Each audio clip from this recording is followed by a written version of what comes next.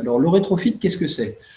On en a parlé pas mal dans les journaux ces derniers temps, notamment dans Flotte Auto. Le rétrofit, c'est en fait prendre un véhicule diesel, enfin thermique, donc diesel ou essence, duquel on va enlever ou modifier toute la chaîne cinématique thermique, et on va remplacer par une autre chaîne cinématique. Donc, on va le remplacer, par exemple, si c'est de l'électrique, par un moteur électrique et des batteries. Si c'est du gaz, on va modifier le moteur ou remplacer le moteur, et puis les réservoirs, ainsi de suite, pour que le véhicule puisse fonctionner au gaz. En hydrogène, ce sera la même chose. On va installer une pile à combustible, ou alors on va faire de l'hydrogène thermique. Ça existe aussi. Donc, on va modifier ce véhicule, et on fait ça sur des véhicules qui ont 5 ans, parce que la réglementation est plus facile pour l'homologation, et puis on n'a pas besoin de demander l'autorisation du constructeur sur un véhicule qui a 5 ans. Ça ne veut pas dire qu'on ne peut pas le faire sur un véhicule qui a moins de 5 ans, mais c'est beaucoup plus compliqué. Il faut l'autorisation du constructeur, il va falloir faire une homologation un peu plus complexe.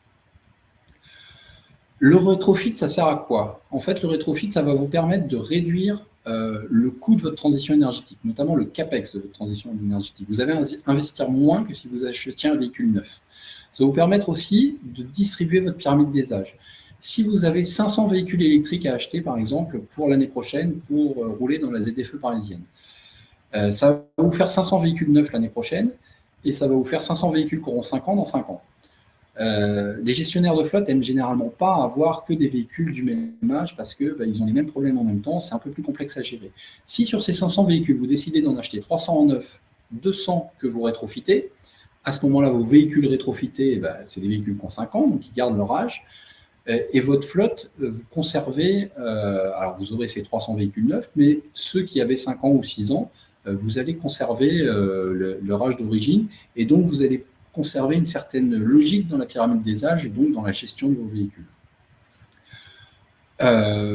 En général, on rétrofite des véhicules qui ont des équipements qui coûtent cher. Donc, quand les carrosseries coûtent cher, quand il y a, par exemple, alors certains véhicules utilitaires peuvent être équipés d'une grue, c'est assez rare, mais ça existe, beaucoup plus fréquemment de groupes frigorifiques.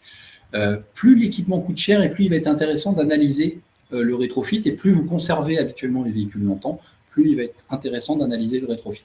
Moi, avec un client, aujourd'hui, on est en train d'analyser cette capacité à passer au rétrofit, parce que c'est un client qui garde ses véhicules en général 12-13 ans, et donc modifier un véhicule qui a 5 ans et puis le garder encore 5, 6, 7 ans, en fait, pour lui, ça ne change rien à sa gestion habituelle des véhicules.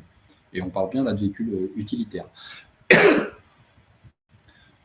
La dernière chose, et je vais en parler encore une fois dans le slide prochain, il faut bien analyser les usages avant de rétrofiter un véhicule, parce que les deux impacts négatifs qu'il va y avoir du rétrofit, c'est généralement une baisse de l'autonomie, par rapport au diesel, ça c'est sûr, mais par rapport au même véhicule en neuf, qui serait électrique par exemple, et puis une baisse de la charge utile par rapport au véhicule tel qu'il était en configuration diesel précédemment. Donc il faut bien vérifier qu'avec la nouvelle autonomie, la nouvelle charge utile, vous allez pouvoir continuer à utiliser le véhicule de manière satisfaisante.